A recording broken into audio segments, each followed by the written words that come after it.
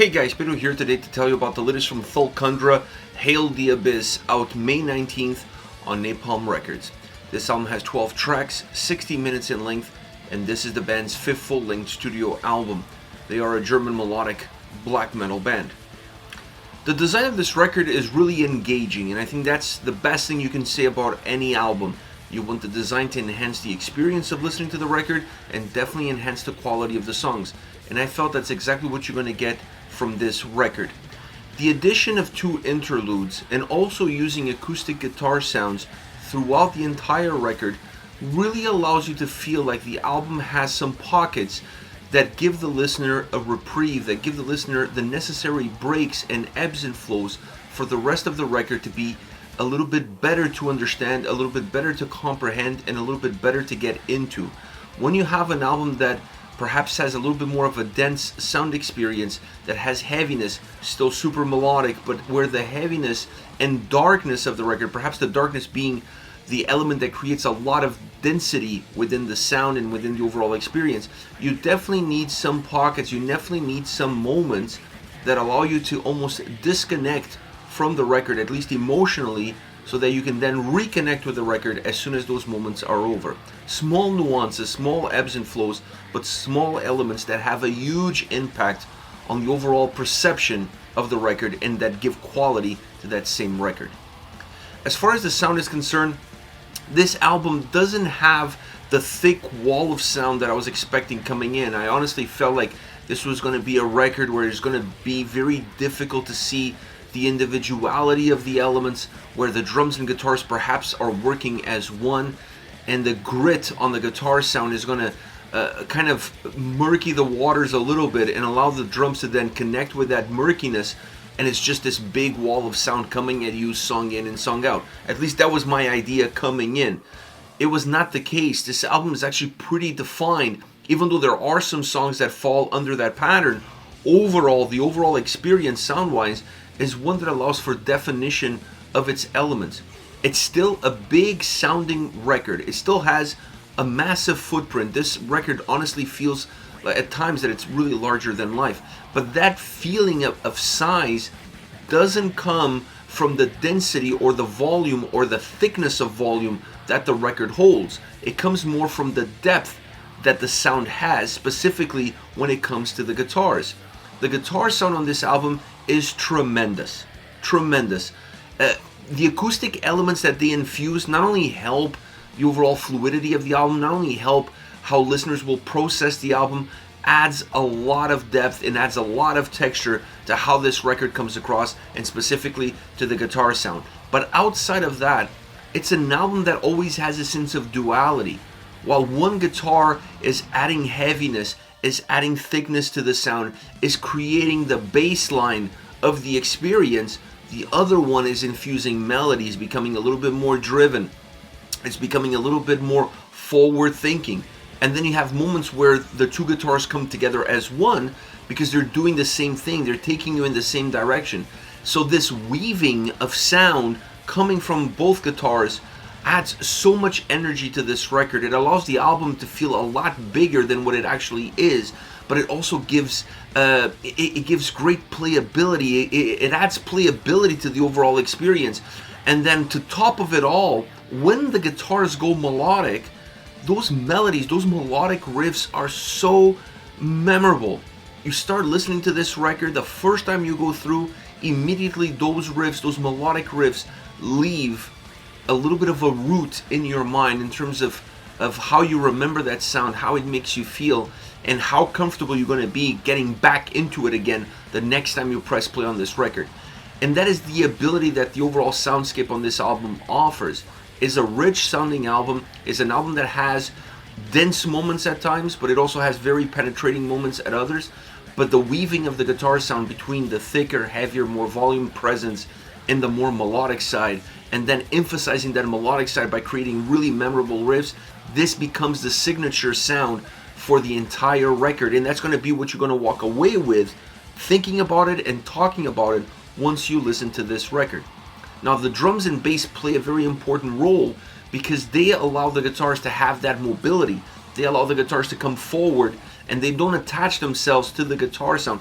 At moments they do, but overall in the perception of the record, they don't. They actually give room for the guitars to move, to breathe, and they're sitting a little bit back, a little bit further back, in order to create the foundation of the album that gives the right tools, that gives the right pillars for the guitars to then offer that weaving motion that is so important for this album to work across all of its parameters.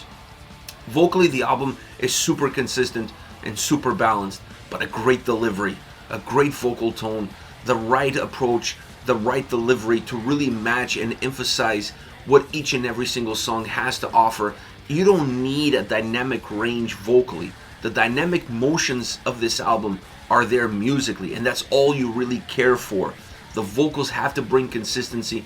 The vocals have to ground this album in order for everything else to have that room to move a little bit more freely throughout the entire existence of this record. So I enjoyed tremendously how this album is put together. I felt like it was a very defined record at times, not so defined at others, but it's not about how you feel in the moment.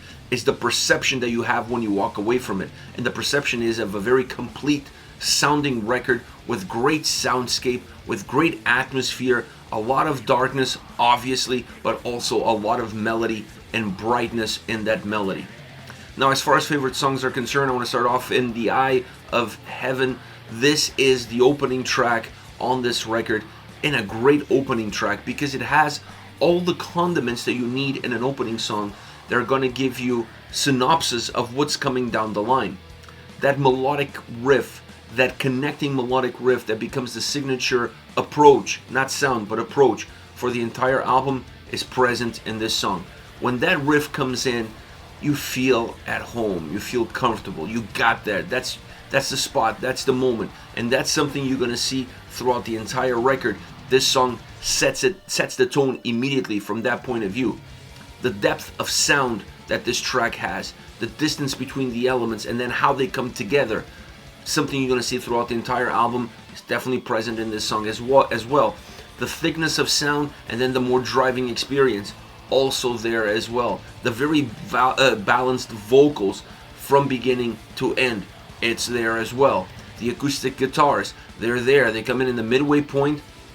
They feel very layered because they're behind the heavier sounding guitars. Not that they're super heavy in that moment, because it feels very stripped down. The acoustic guitars give that stripped down motion anyways, but it's such a nice break in the middle of a song. The song goes over the 6-minute mark, so it comes around the 3 minutes, and it's perfect because it works as a built-in interlude. It works as a very nice bridge that connects the first half of the song with the second half of the song, but just pausing at the right time for the listener right from the get-go to have a sense that this album is not going to be intensity from one to the next. There's going to be pockets where you can actually take a step back, and sometimes they are in between songs, sometimes they are within songs themselves, sometimes in the middle, in the beginning.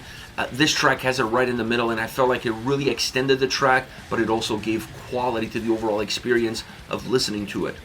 Next you have Velvet, Damnation, methodic, heavy, melodic. These are all elements that this track brings to the forefront. Great guitar sound, different experiences interlacing. The weaving that I was talking about earlier definitely dominates the overall song as far as the execution and as far as the experience is concerned. You really see almost 3 different guitar experiences coming together as one and then interlacing themselves as the song progresses. This creates a lot of movement. This makes the song feel very dynamic, creating a fluid experience all around.